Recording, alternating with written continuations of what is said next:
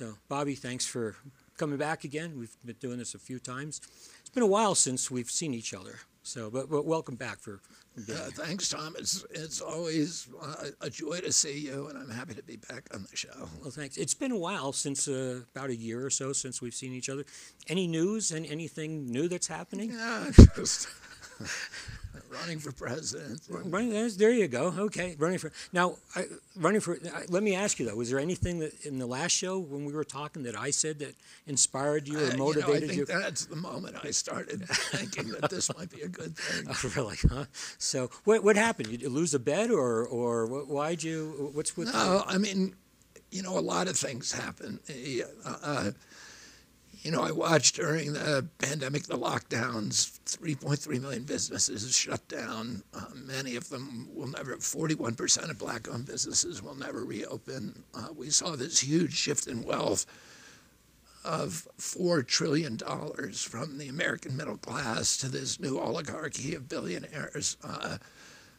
We created, during 500 days of lockdowns, President Bush and President Biden and President Trump created a billionaire a day, 500 new billionaires.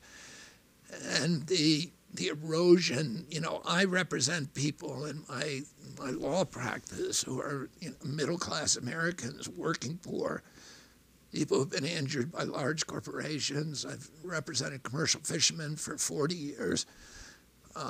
Working people, and I end up spending a lot of time at people's kitchen tables with them, and I am watching the desperation that is now, most Americans are now facing. When I say most Americans, 57% of Americans could not put their hands on $1,000 if they have an emergency. And if you're in that cohort and the engine light comes on in your car, it's like the apocalypse, because you can watch your whole life circling the drain. You can see that, you're not going to be able to pay for that mechanic, and the car's not going to work, and you won't be able to get to work, and then you're not going to be able to pay your rent or your mortgage, and you're going to end up on the sidewalk. And we're seeing this explosion in homelessness in this country that's directly related to housing prices and to the decline of the middle class. And so, I've watched this unraveling. I've watched people making choices that were just not happening in America. Elderly Americans who are cutting their prescription pills in order to make it, to pay for their heating oil or pay for their food. People choosing between gasoline. For a kid who came up to me in New Hampshire a month or so ago, who said that every Tuesday he has to make a choice about whether to fill his car up with gas or get a meal. A couple who told me that about having an argument because they were sitting in their living room with their baby crying in their lap and having to wonder whether the baby was $50 sick or $100 sick or $1,500 sick before they bring him to the hospital. And mothers who are downgrading ingredients to make it through the checkout line in the grocery store. So I saw all this, had this deterioration that I'm watching, on a day-to-day basis. And I grew up in an era of a vibrant middle class in this country. And, the central promise of the middle class was that if you worked hard, you played by the rules, that you could finance a home, you could raise a family, you could take a summer vacation, you could put something aside for your retirement on one job. The American dream. That was the central promise of the American dream. And I have 7 kids, and I think that's one of the reasons that really, I felt like I was close up in watching this deterioration. And, there's not a single member of that generation who believes that promise applies to them. My older kid, who's 39, has a house. He's in a house. But all of the younger ones who went to the best schools, they have good jobs. And it's almost unimaginable to them that they'll be able to afford a house. They don't see how it's going to happen. You have a whole generation. This is the first generation in American history that, believe that their lives are going to be worse than their parents' lives. So this is happening simultaneously with another war, with the Ukraine war, which is in large part responsible, this addiction to forever wars, for the destruction of the American middle class. We've spent $8 trillion on wars over the past 20 years, since 2001, and we've got nothing for it, nothing good. We're less safe, we're less honored around the world, we're less liked around the world, and we're destroying the real strength of our country, which is a robust economy and a vibrant middle class.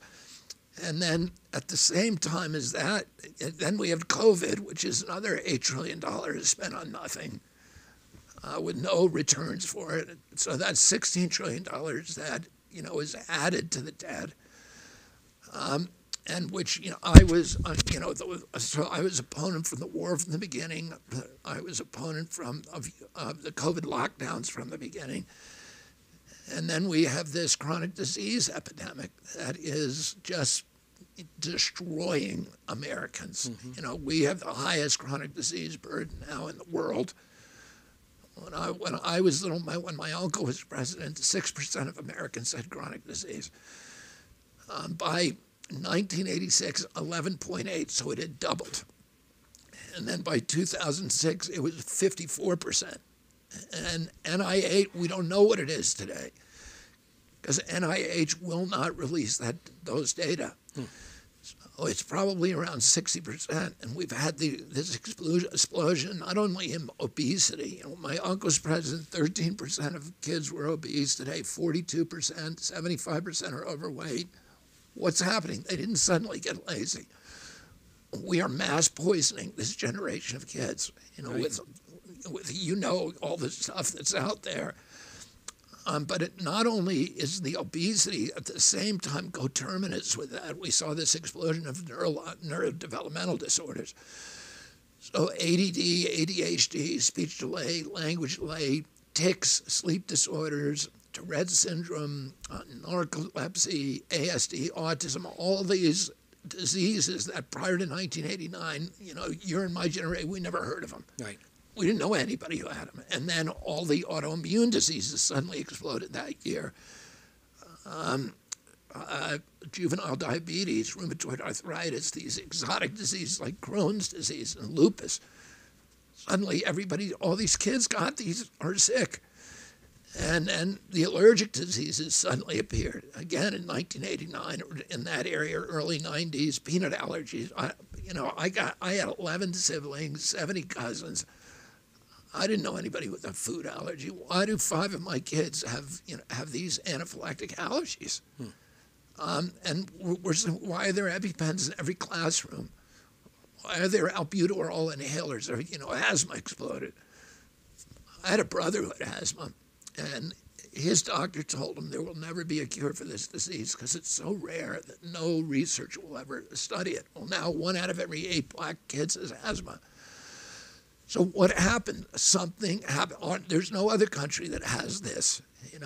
We have the highest chronic disease burden in the world of any country, and that's why one of the reasons why we had the highest death rate from COVID.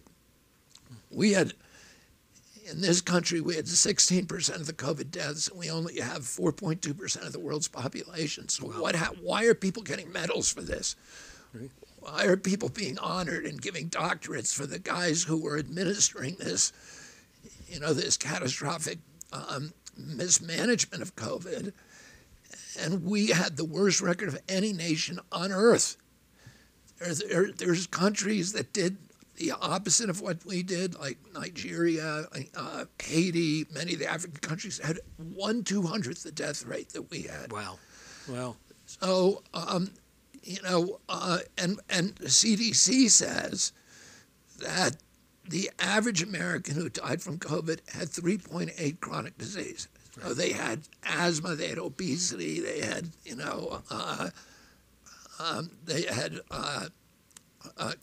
cardiac disease, and one other thing. And so, why are we so sick? Mm-hmm. And why is nobody looking at that and saying, we know that it's an environmental toxin. Genes don't cause epidemic. something changed around, why do I say 1989? One, because observationally that's what I saw, but Congress actually told EPA to study the issue of what year the autism epidemic began. So autism went from 1 in 10,000 in my generation. So I'm 69. And among 69-year-old men today, 1 in 10,000 has full-blown autism. Full-blown autism, I mean, nonverbal, non-toilet trained, stimming, toe walking, hand flapping, all the characteristic, diagnostic traits of autism. 1 in 10,000 people my age look like that. 1 in every 34 kids my kids' age. So what happened? Something happened, and Congress said to EPA, tell us what year it began. And the EPA is a captured agency, but it's captured by the oil industry and the coal industry and the chemical and the big food, big ag. It's not captured by pharma because it doesn't regulate pharma. So it actually came back with a real study. And what they said in that study is that 1989 was a red line. That's the year it started. And if you look at 1989, all of these other injuries began appearing around that time period. The kids started getting obese. You saw these allergies appear and all that, all the things that we never saw as kids. And so it wasn't, you could say it wasn't really COVID that was killing all those Americans. It was the chronic disease which got them right up to the edge of the precipice. And then, COVID pushed them over the edge. Mm-hmm. Why the heck were they so sick to start off? It was almost impossible to die from COVID if you didn't have chronic disease or, extreme old age. So, and why are we not looking at this? Why is NIH refusing to fund these studies? NIH has a $42 billion annual budget, and it takes that money and it distributes it to 56,000 scientists all around the world. And, mainly at U.S. universities and Canadian universities. And those scientists now, it used to be when I was a kid, NIH was the gold standard research organization in the world. It was, it had absolute integrity. And everybody in the world looked to it for science, for the existential truths. But what's happened over the past 50 years is NIH has shifted its focus, and it doesn't do that kind of science. It's supposed to tell us, what's making us sick, what's the threat. It doesn't do that. What it does is it tries to monetize science for the pharmaceutical industry. It is now the biggest incubator of new pharmaceutical drugs, and NIH gets to keep the royalties on those products. And NIH scientists individually get to keep royalties. So with the Moderna vaccine, NIH owns half that vaccine because it developed it. And there are 6 individuals at NIH who get royalties of $150,000 a year forever, as long as there's mRNA vaccines on the shelf. They're going to be making money, and that's a bad conflict. We shouldn't allow, public officials to make money on products that are supposed to be regulating it. The mercantile ambitions of those individuals obviously is going to subsume the regulatory function of the agency. And you had mentioned, one of your issues and so forth are the captured agencies, with what's happening. I mean, you've mentioned, big pharma, big ag, the military, the technology and so forth, and how those agencies were originally developed to protect the people. But now there's been the shift where it's actually those agencies seem to be protecting the industries. And we've seen it through COVID where, the pharmaceutical industry is not necessarily interested in our health compared to their profits. But you have plans and ideas to be able to address, because like I think you've mentioned as far as what you're just talking about on chronic health, which leads into the health of our country and so forth, right? So these captured agencies are a huge issue, but you have some plans or thoughts to be able to address that, right? Yeah, and you're right. That's kind of the broader point that I was making about the decline of the middle class. We spend 1.3 trillion on the military every year, and that is just bankrupting us. But we spend 4.3 trillion on healthcare, and 93% of Medicare costs go to chronic disease. So it is bankrupting our country. Yeah. And what I'm going to do when I get in office is to end the chronic disease epidemic. I'm going to identify the exposures, the things that are making us sick, and then I'm going to end them. And you can do that. You can say, well, what if you find out that high fructose corn syrup is responsible for the obesity epidemic? That's a huge industry. You can't just tell them to stop producing. But that's what they said about glyphosate in Roundup. They said it's too big. 85% of farmers are using it, and almost 100% of farmers are using it, and most home gardeners, and it's in all of our food. We sued them, and we won. The first three suits, 287 million for the first suit. Representing a home gardener who had been using using Roundup and got non-Hodgkin's lymphoma.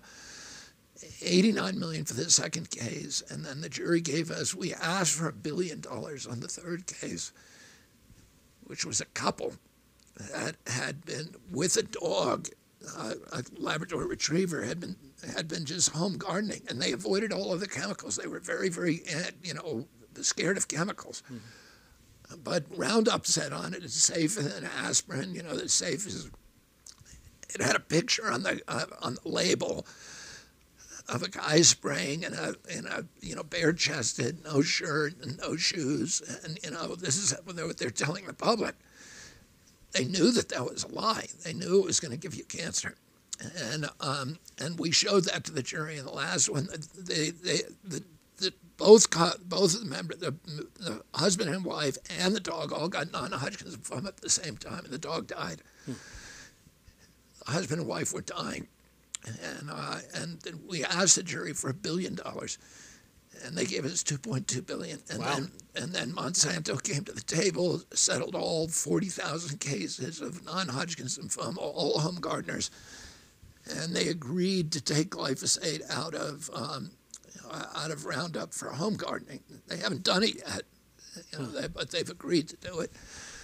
So you can be the way that you can change policy is by making the science clear enough that the bar, the lawyers, are then going to have enough evidence, enough science that they can go over what is called the Daubert threshold. You can't sue about a product unless there's a certain threshold of peer-reviewed science out there. It's a very high threshold. But NIH should be doing that science, and it won't do it. And once you do it, even if you can't change the policy because you're dealing with these big agricultural interests that own Congress, there's still another way to change policy, which is to create enough truth, enough science out there that the lawyers can go after the people who are making America sick. Which is interesting because I think that one of the mantras that has been used, trust the science, safe and effective and so forth, has been shown to be kind of propaganda, and they've kind of distorted the science of what's going on, right? But like you said, the truth is coming out, and I think you've mentioned, right, some of the lawsuits, Aaron Siri and so forth has had wins, you with yours, and it seems like, and you've mentioned that's one of the ways. Is that how David beats Goliath in this situation? That's how we can restore democracy and restore the sovereignty of our government. As you pointed out, the agencies have become predatory against the American people. They become sock puppets for the industries they're supposed to regulate, and they twist the truth. They own the press as well. The press is the industry. The evening news getting in some cases 70-75% of its revenues from pharmaceutical companies. So people like Anderson Cooper are no longer, and Jake Tapper are not really working in the public interest. They're not even really working for CNN. They know that their real employer is the pharmaceutical companies who are paying for their platform. They become, those evening news shows become a platform not only for selling the pharmaceutical product, but also the industry now dictates content.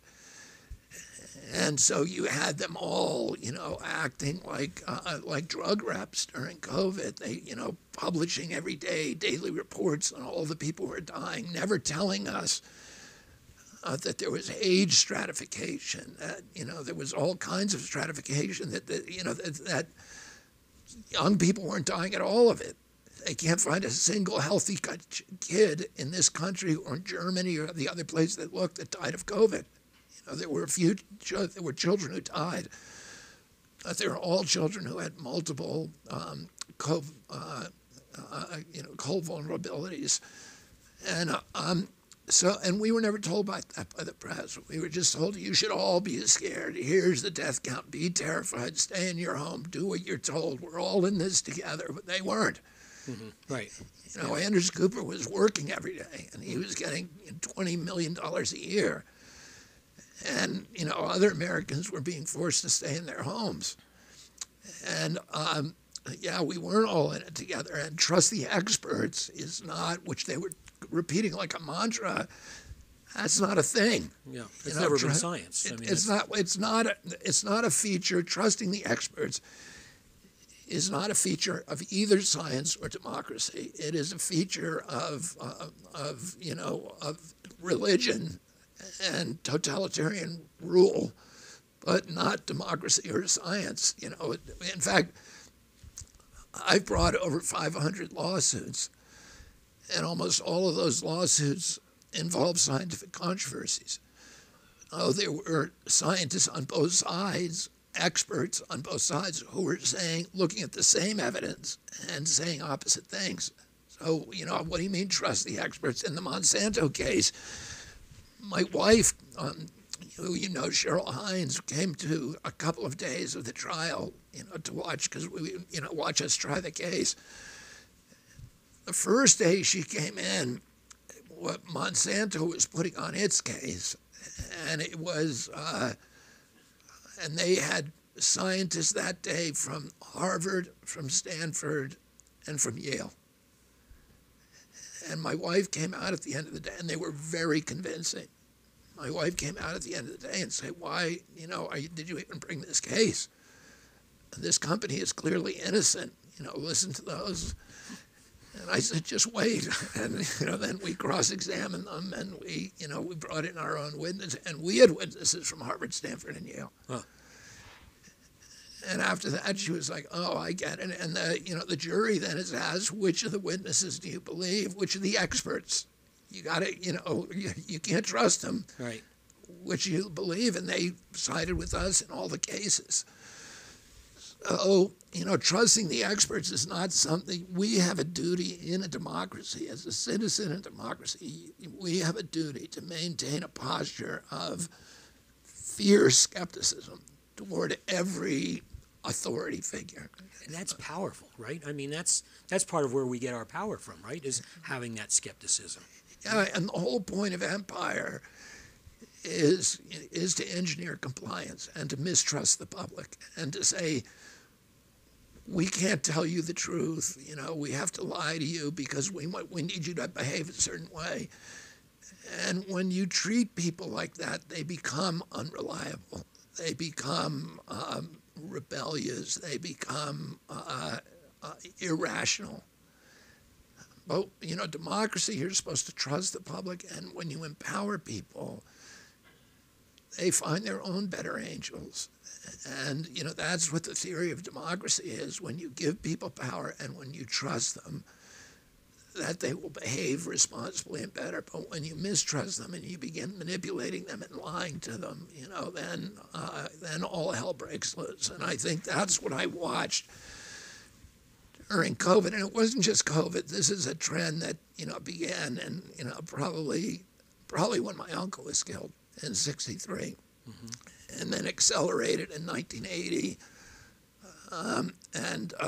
And then, you know, and all of these traumas, my father's death, Martin Luther King's death, the Vietnam War, 9/11, the COVID pandemic, where each of those traumas pushed us farther and farther down that road to, you know, abandoning our democratic ideals and becoming, you know, ruled by what Eisenhower warned us against in 1961 as he left office and my uncle took over. He gave this famous speech in January 1961 warning America against the emergence of a military-industrial complex that would transform us from a democracy, the exemplary democracy of the world, into a military imperium abroad and a national security state at home. And guess what?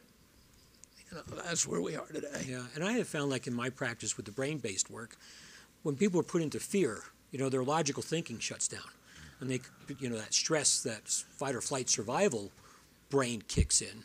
So they're not necessarily thinking rationally; they're just on survival mode trying to do that. So it's been amazing to watch that progress happen and accelerate, you know, in the last few years. So let me ask you about your campaign. How has that, what's been your overall experience? I mean, it seems like you're gaining momentum. People are starting to hear it, even though you're censored still quite a bit. You know, mainstream media and so forth. I was surprised just the other day there was a positive article in the local newspaper here about you gaining momentum and people switching because, you know, they took health, they politicized it during the COVID. And health shouldn't be politicized. And now with you running as an independent candidate, it kind of takes these issues that are not, you know, people are locked in their political tribalism. And they're stuck there. They've been conditioned to be that way. But it's breaking a mold is one of the things that you're doing of getting people to think outside of, you know, the box they've been put in or that they've chosen to be in. What are you seeing as far as your campaign is concerned and the shift? What kind of shift are you seeing that's happening? Well, it's interesting, that article that this is just an interesting footnote. The article that you mentioned, which was the first article that was kind of an honest assessment of my campaign that appeared in the mainstream media, was an AP article, so Associated Press, and it was in the Washington Post. It was everywhere. And I was shocked. So people sent it to me and said, what a Christmas present from the Washington Post. Actual, you know, an article that was not just a series of slanders and defamations against you. And then somebody did a follow-up article saying the reason that happened was because it was Christmas Day. And the article, the local journalist who had written that article, that it got by the censors because they weren't working on Christmas. Well, I don't know if that's true or not, but it makes sense to me because it was everywhere and it was really a huge milestone change. I hope it's the beginning of a trend, but we'll see. But, you know, what we've seen is that I've been able to reach a large part of this country with alternative media through podcasts and through the social media. And so, you know, where my campaign is now, and there's 3 big polls that have come out recently. The Quinnipiac poll, the Harvard-Harris poll, and the New York Times Siena poll. And they're all gold standard polls. And what they've shown is that, number one, that I'm leading President Trump and President Biden among all Americans and people under 45. Yeah. And that's really a bellwether group. And then in people under 35, I'm at 10 points ahead of either of them. Young people are listening, and the other group that I'm leading dramatically in is independents, which is now the largest political party, non-affiliated voters or independent voters. And I win there too. And I would say, if you ask me, and then I'm doing well with Hispanic voters, it's essentially a 3-way tie with me in the middle. And with black voters, well, I do better than anybody with mothers of children who are living at home, so mothers of kids who are under 18 and under. For obvious reasons, I do well with them because they're kind of looking at the health issues. But I think the reason, the place where I'm weakest is baby boomers. And if you, as you pointed out earlier, I think before the show, that is the group that should be most for me because they're the group that remember the Kennedys. And they grew up during the Kennedy era, during Camelot, et cetera. And the people who are supporting me now, I'm getting overwhelming support from young people who are, really don't have a sense of my family. Right.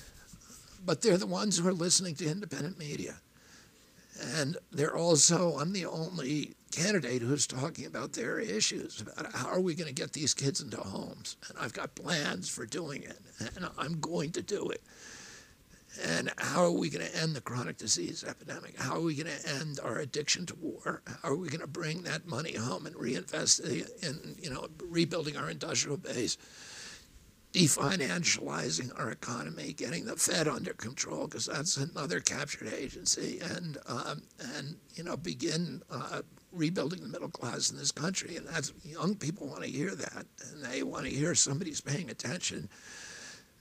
And that's not.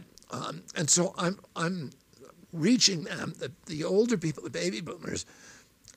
What I would theorize is that those are people who are getting their news from ABC, NBC, CBS, CNN, and MSNBC, and to some extent Fox, and the New York Times and the Washington Post. And if I lived in that bubble, in that ecosystem, I'd have a very low opinion of myself too. But the people who are listening to long-form interviews, the people who do critical thinking, who are not disabled by the fear, mongering of the pandemic, those people are, I win. So my challenge over the next 11 months is to reach the baby boomers. And, it feels to me at this point that the orthodoxies are beginning to collapse, that I'm being now allowed, at least in a limited way, on the mainstream media. And they, for years, they haven't allowed me to be interviewed. So you'll hear about me, you'll hear, about something I allegedly said, almost always a mischaracterization. And then, but they don't actually see me. They're never going to put me on a live show and, and interview me, allow me to speak, allow me to defend myself. I think that's going to start to happen now. And I think when I do that, a lot of the baby boomers are going to say, oh, wait a second, maybe, he's not crazy. Maybe he's not a crazy anti-vaxxer, conspiracy theorist. Maybe there's, maybe what we've been told is not true. I mean, I think it's refreshing, right? I mean, when you talk about the truth, you talk about your opinions, you're open to other people and their opinions, to have that civil discourse amongst folks, right? Does that surprise you? I mean, I would think you've been involved with the system and the country long enough that you had an idea of what kind of challenges you might be facing in these situations. So, I mean, is the campaign going as planned? Have there been challenges or surprises that, or pleasant or not so pleasant? What's, with what you thought was going to be happening? I would say that the campaign is probably going a lot better than almost anybody anticipated. My feeling about it, Tom, was that I realized that, okay, I need to run. I need to be talking about this stuff. I need to be talking about this other vision of America that we lost, that people forgotten about. That the America that I grew up with was disappearing, and people didn't even know what America is supposed to look like. And at least I should go out there and talk about it, and I think I have a chance of winning. But for me, it's I try to focus on what I do on a day-to-day basis rather than having expectations about what's going to happen or what's not going to happen. But I'm sort of, I'm very happy with where the campaign is now. I mean, I think it was the Harvard Siena poll that looked at the 5 battleground states, and that I'm at an average of 24. I'm as high as 27 in Michigan, and I think one other state. So all I need to win the election is to get to 34%. Wow. And, so I'm within 7 points of that in those states. And I have 11 months. There's never been an independent candidate in history in 100 years since Teddy Roosevelt, that has been this far ahead, this far ahead of the election day. Mm-hmm. So I feel pretty good about it. I feel like people don't want, people are looking at the Democratic and Republican candidates and saying, do I really want to make another choice between the lesser of two evils? Is that the best America can do? Or do we want to try to have somebody who genuinely inspires us, who shows us a path out, rather than vote for this guy because that guy is so scary? Mm-hmm. Which both sides are saying about the other guy. Yeah. Well, it's traditional politics, right? It was, what is going on. I don't know. There. It wasn't always. I mean, there were recently, right? Recently, but I mean, I remember times in our history when people were really. I mean, with Obama, people weren't voting for him because he was the lesser of two evils. People were very excited, about America, hope, and a new direction. And a lot of people felt, that he didn't, a lot of people, for one reason or another, rightly or wrongly, felt disappointed later. But there was a huge enthusiasm. I saw the same thing with Bill Clinton. My uncle, the same thing. With Ronald Reagan. There were people who were, large numbers of Americans who were genuinely, excited. Mm-hmm. About being involved in the political process, and not to be vain or sort of self-promoting, but we're seeing that kind of energy with my campaign. We're saying, when I go up here to the Sun Deck, I have today probably 20 people came up to me and had selfies, and they're mainly young people who are just who say for the first time in my life I'm excited about voting for a candidate, and I think Americans deserve that, and I'm not talking about myself. I'm talking about whoever. Let's get somebody you're excited about. Let's not just be. I haven't heard any Democrat. I know a lot of Democrats and have many Democratic friends who say to me, I'm going to vote for Biden, President Biden. I've never heard anybody say, I'm going to vote for President Biden because I believe that he has the vigor and the energy and the intelligence, the initiative to take the country to the next dimension. They mainly say, I'm going to vote for President Biden because President Trump is so scary. The idea of a President Trump is so scary, and that's. I think we have to be able to do better than that as a democracy. Does it surprise you that you're running as an independent? I mean, with your history as a Democrat, that whole process, right, with the censorship and how you were kind of ostracized, or how the system was stacked against you. Was that? Did you see that coming? No, I didn't. A lot of the people in my campaign did from the beginning. And Dennis Kucinich, who was initially running the campaign from the beginning, said they are going to fix the rules, and there's no way in the world they're going to let you win. Do you think that might happen?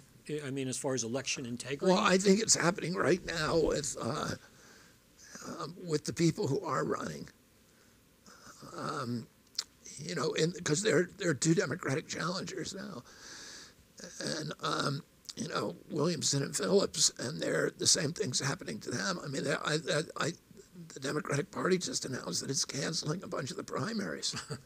Right, which just seems so... Which is it's like the Soviet system, where they, the party chose, there was a faux election where they said, we have a democracy too, because, look, everybody voted. We got a 99% vote for our candidate, but their candidate was chosen by the party, and then, people voted, and that's the only choice they got. Yeah. And it's not, in this country, we're supposed to be the exemplary democracy. We're supposed to be modeling democracy for the rest of the world, and it's not supposed to be political bosses in back rooms, smoke-filled rooms who are choosing, who becomes president. Mm-hmm.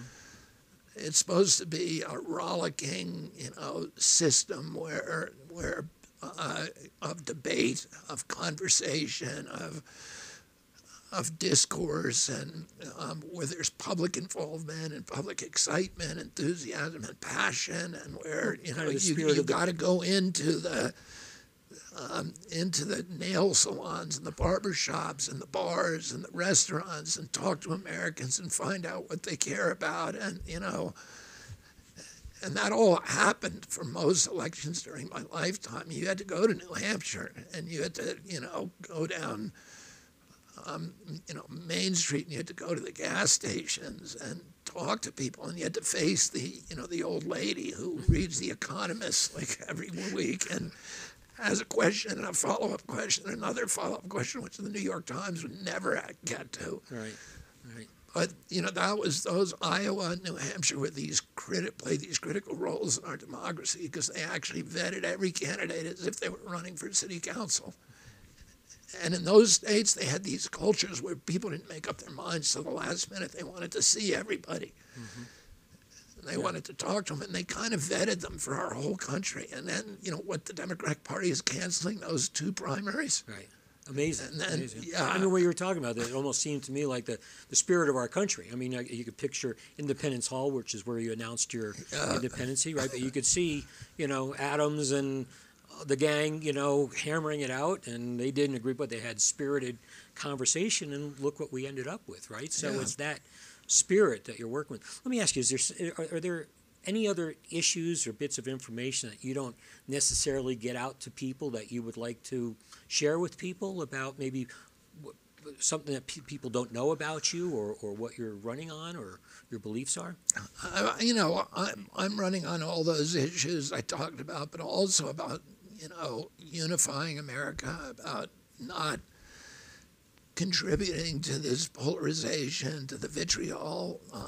I don't attack President Trump personally. I don't talk about his legal issues. I don't talk about Hunter Biden or his issues, or President Biden, in a negative way. I talk about their issues rather than their personal type of personal integrity, and then what I've tried to do in this campaign is to find the values that we all share in common, rather than focusing on these little issues, the culture war issues that keep us all at each other's throats. You have these giant corporations like BlackRock, State Street, Vanguard, that now own 89% of the S&P 500, that are buying now, the land in our country, agricultural land, the residential housing, the single-family homes, and that's, one of the reasons we're seeing this huge spike in the price of single-family homes, because they're all being bought by corporations, and they're transforming America from an ownership society to a rental society. And we will go, if that happens, from being a nation of citizens to a nation of subjects. Mm-hmm.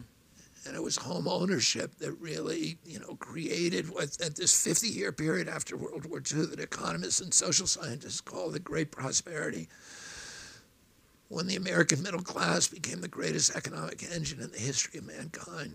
And it was partially because, we had obliterated the industrial base of Europe during the war, and our industry was now cooking, and everybody had, wanted our products. But also because immediately after the war, we got almost every American, into a home. With the GI Bill and the highway system that made lands cheap so people could buy homes. And when you buy a home, you care about your community. You care about you go to the PTA meetings. You care about your schools, your transportation, your medical, local medical facilities, your police, your firefighters. You care about the appearance, you care about your neighbors, but more importantly, you now have an entree to the American capitalist system because you can borrow money. If you own equity, you can borrow money. So if you have an entrepreneurial impulse, you can pursue it. You can invest, you can take a second mortgage and build a yoga studio or a bowling alley or a bar or a restaurant. And that widespread home ownership after World War II caused a ferment of economic activity. When I was a kid, America owned half the wealth on the face of the earth. We were the biggest exporter of goods. We were the industrial dynamo of the planet. And a lot of that was because of widespread home ownership. That's why Thomas Jefferson said American democracy is absolutely dependent on the control of the landscapes by tens of thousands of yeomen, Americans and their families, each with a stake in our system, on our economic system, and a stake in our system of government. And we're losing that now. We're going to a feudal model where there's, these big corporations own everything. And you look, Americans are now borrowing money like never before. Why is that? It's because the average wage in this country, the average salary in this country is now $5,000 less than the cost of basic human needs. So the average American ends up $5,000 in debt at the end of every year. And what are they doing? They're putting it on their credit cards. And the credit card companies are charging them 22% on average interest. A commercial fisherman from Wellfleet, Massachusetts, sent me a screenshot of his credit card bill the other day. It was 37%. If the mafia does that, it would be called loan sharking. They go to prison. When Visa, MasterCard, Citibank, Chase, Morgan do it, it's just business as usual. All of those companies are owned by BlackRock, State Street, and Vanguard. And we just passed $1 trillion in credit card debt. It's a milestone. It's gone up $330 billion in 3 years. Wow. All of those, and then, the war machine, all of those companies that are making money on, Ukraine, General Dynamics, Raytheon, Northrop Grumman, Boeing and Lockheed, all of those companies are also owned by BlackRock, State Street, and Vanguard. And, and they're driving our foreign policy, and they keep us in this state of war. So, and those companies are also funding the Democratic Party and the Republican Party. And so you have these corporate duopoly that, is basically pretending to disagree with each other on culture war issues, but they're actually on the issues that are actually affecting our lives. It is one huge party. And, me running as an independent allows me to step outside of that matrix and say, we're not going to do what they tell us to do. We're going to go back to our values. Now, in healing the divide, we're talking about the people in the divide, but how do you heal that divide, right? When you get in. Well, that's what I'm doing. I mean, that's why I basically get equal support from Republicans. But I mean, of those industrial complexes, right? Well, because they're controlling us through two ways. They now own the regulatory agencies. The regulatory agencies have become sock puppets for those companies that I just mentioned, and for Monsanto and, Tyson Food and Smithfield, which is now a Chinese company, which owns the Department of Agriculture, Norfolk Southern, which I'm suing because of the East Palestine sale. I represent 1,000 families. They own the Department of Transportation. They wrote the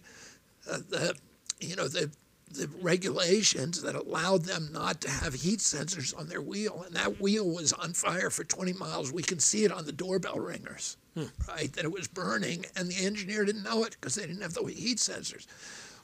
Why didn't all the Europeans have them?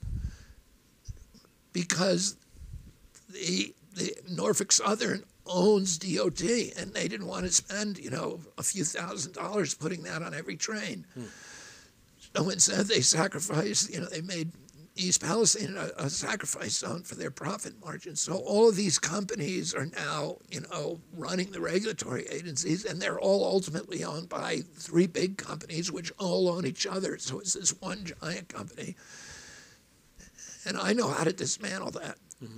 Why do I know? How do I know? Why can I do that?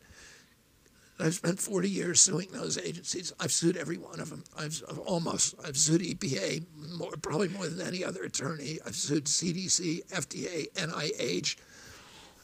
I just won a suit against FCC, the Federal Communications Commission, for lying to the public about the dangers of cell phone radiation. And 5G. I've sued the USDA, which was which was created to protect small farmers and the integrity of American and quality of America's food supply. It does exactly the opposite. It's mass poisoning us and turning our landscapes over to these giant agricultural behemoths.